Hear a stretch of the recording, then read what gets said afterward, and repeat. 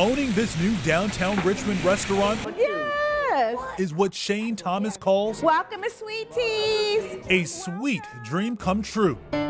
Sweet Teas opened its doors in Chaco Bottom just 6 months ago. Chicken pot pie ready? And Thomas doesn't just credit good food for her success, but the new business she gets through word of mouth. They're very positive. They love the restaurant. It's changing the bottom. They're so glad to have me. Thomas appreciates what customers are saying, They gave you a lot of mac and cheese. but she's concerned about what some of them are typing on various online review websites. They are growing in popularity, and you don't have to be a professional food critic to post your opinions. Anyone with a computer or smartphone can now go online and rate or review a business. So I look for the feedback. Thomas says she obsessively checks one site in particular. I worry about Yelp more than anything because it tends to be so big now. It's like a big thing in the restaurant industry. So big that more than 117 million people visited Yelp within the last few months of 2013 alone, ranking and researching everything from restaurants to products and services. But with 13 reviews so far and a 3.5-star rating, How are you all today? Thomas wonders if some of the people posting reviews have really dined at her restaurant. To me, it seems like, are we certain that they are real people? Are we certain that they are giving their real review? And she's not alone. Northern Virginia. Joe Hadid, CEO of Hadid Carpet Cleaning, took Yelp to court, demanding the company turn over the identities of several people who had anonymously posted bad reviews on the site. You try to separate business and personal feelings, but it does hurt because it's not true. Hadid says he wants to protect the reputation of his company, started by his father in 1955. He tells us he doesn't mind negative comments, but could not make the connection between what was mentioned by several alleged customers on Yelp and the services that his company provides. For Mr. Hall, it's about defamation. It's just simply about defamation.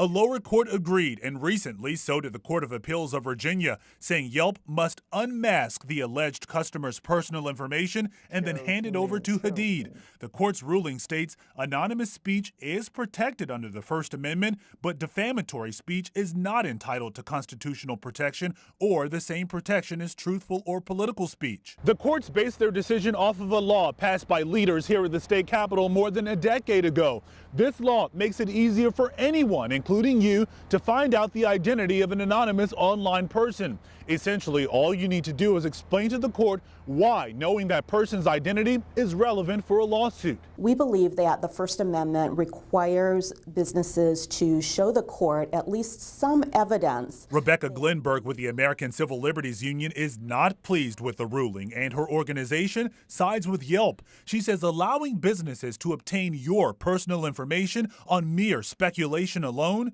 is reason to be concerned. If it's too easy to uncover the identities of anonymous online commenters, then people will stop commenting online and we will lose a very valuable source of information about the quality of various goods and services.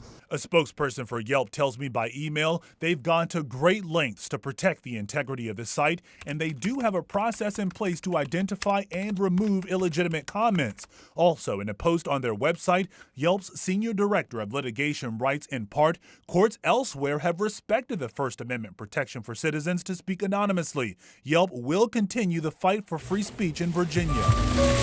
Back over at Sweet Teas, Thomas says she welcomes criticism to help her new restaurant continue growing. That's the usual for you, right?